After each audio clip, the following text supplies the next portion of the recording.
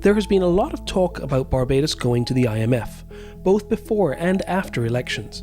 Our Prime Minister has now met with them twice, both here in Barbados and then in Washington DC, where she met with its head. It seems almost certain now that Barbados is going to have some level of involvement with the IMF in the near future. But a lot of people don't really understand what this means, so we've decided to do a video to help explain. The IMF is a global organisation. It has 189 members worldwide, and all of these members contribute money to the IMF. It's a bit like a big meeting turn. If a country experiences difficulties, it can go to the IMF for help.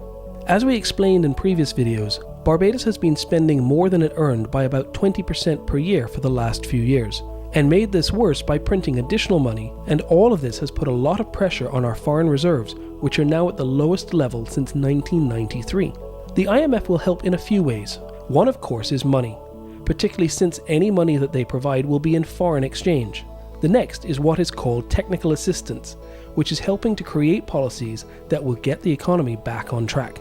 The third is training on how to implement these measures so they are most effective.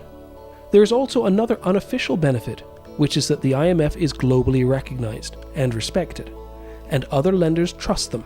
Once they are involved, investors and lenders feel safer that things will get better. It's really important at this point to understand that the IMF doesn't save or sink a country's economy. How well a country and its economy does is dependent on its government's policies and management. Yes, the IMF loan comes with conditions, but these conditions are designed to ensure that Barbados is able to make its payments, both locally and internationally. They are part of the necessary steps to rebuild our economy from the policies of the last few years. So it's really all for our benefit in the long term. The truth is we're not the first, nor are we alone. Barbados has actually been one of the worst performers in terms of growth in the Caribbean over the last few years. However, out of the 8 largest English-speaking islands in the Eastern Caribbean, the top 2, St. Kitts and Grenada, have both been part of IMF programs. Grenada's economy is set to grow by 3.6% in 2018 as compared to the 0% projection for Barbados. St. Kitts has slashed their debt-to-GDP ratio from 160% in 2011 to just 63% in 2017, while Barbados' debt is one of the highest in the world at nearly 175%. These numbers don't lie.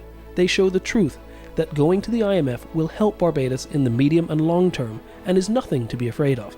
Our Prime Minister has been very clear that whatever adjustments are necessary, they should be fairly shared among all Barbadians, and she has already shown that in her mini-budget. Thus, we can be confident that this will extend to any changes due to IMF conditions. Of course, we'd all rather not be in this situation, but this is where we are, and now we need to do what is best for Barbados. If you have any questions, email us at ideasforbarbados@barbados.gov.bb.